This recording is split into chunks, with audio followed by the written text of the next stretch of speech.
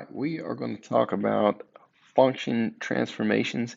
In this video, we're going to talk about if I have a function f of x, what happens if I put an a, an h, or a k value to it. Alright, we're going to shift it, reflect it, stretch it, compress it, and then we're going to talk about real quick what the a, the h, and the k values do to any given function that we may have. It doesn't matter what it is. And then we're going to draw some graphs according to the functions that we have, and we're going to utilize what we know about the a, the h, and the k. All right. So the a value is going to stretch or compress that function. For example, if the a value is larger than 1, we're going to get a vertical stretch, and it's important to think about it going up and down for this one. And if the a value is between 0 and 1, we're going to get a vertical compression. And we're going to talk more about what that will look like here in a second. But just for now, just kind of remember this and we'll apply it here in a sec. All right, the h value, that is going to shift us right and left. All right, if the h value is larger than 0, we're going to go left. If the h value is smaller than 0, we're going to go right. Then we have the k value. If it's larger than 0, we're going to go up. If it's smaller than 0, we're going to shift it down. And the last one we're going to look at is what happens if there's a negative out in front. Well, that's going to flip the entire function over the x-axis. So in other words, it's going to go from pointing up to pointing down in some cases.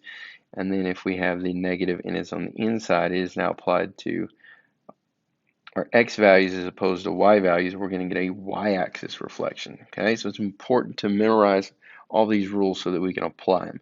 So I know that's a little bit confusing, so let's look at an example, and I think it will clear all of this up just a little bit. All right, so now we're going to take a look at the y equals 1/4 times x minus 1 squared plus 2.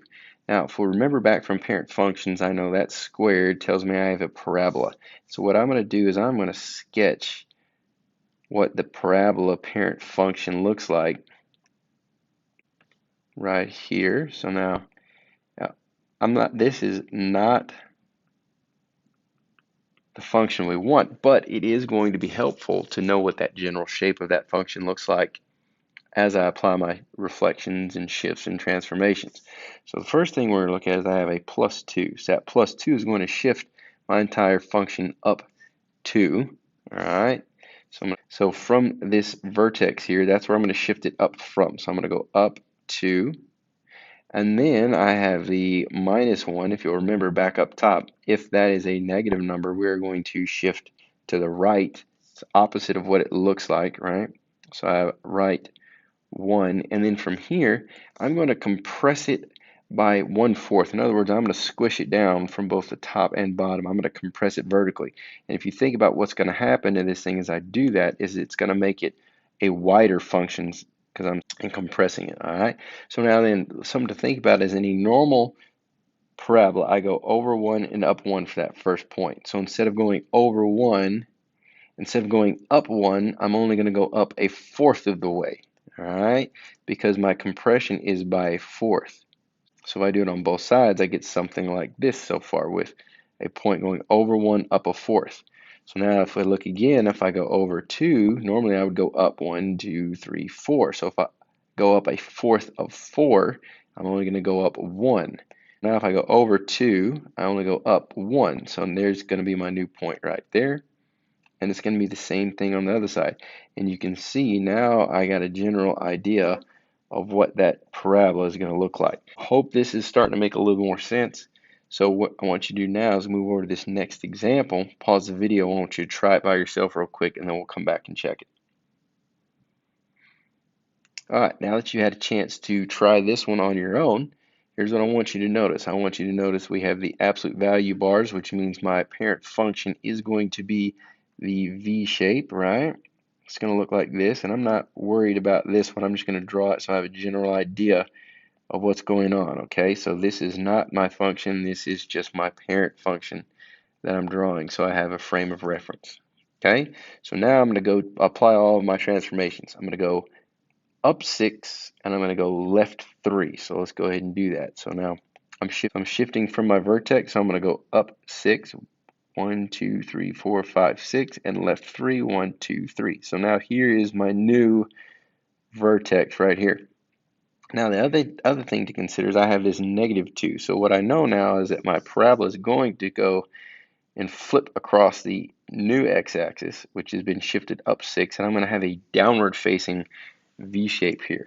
All right, but now I need to also apply the stretch of -2. So if I go back over and look, normal, in my normal parent function, I'm going to go over 1, up 1. I'm going to go over 2, up 2. So however many I go over, that's how many I'm going to go up. But in this case, now that I have a stretched out by 2, I'm going to go twice that distance. So now I'm going to go over 1, down 2. So there's my new point right here. And it's going to be the same on the other side. And if I go over 2, 1, 2, normally I go down 2, but now I got to go down 4. 1, 2, 3, 4. So there's my new point here and here. And now I can sketch out what my new absolute value function looks like. And if you'll notice, it's a little more narrow than that red parent function that we have right here. All right.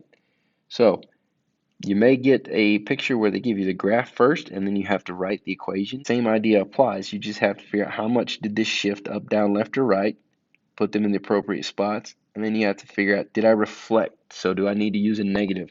Did I stretch or compress? And then apply that stretch or compression to your equation. All right, so now just a quick recap. Memorize this information here. It's going to be super helpful for you down the road. And again, this applies for all functions, not just quadratics or absolute values. It applies for all of them. All right, like always, hope this video helps, and we'll see you in the next one.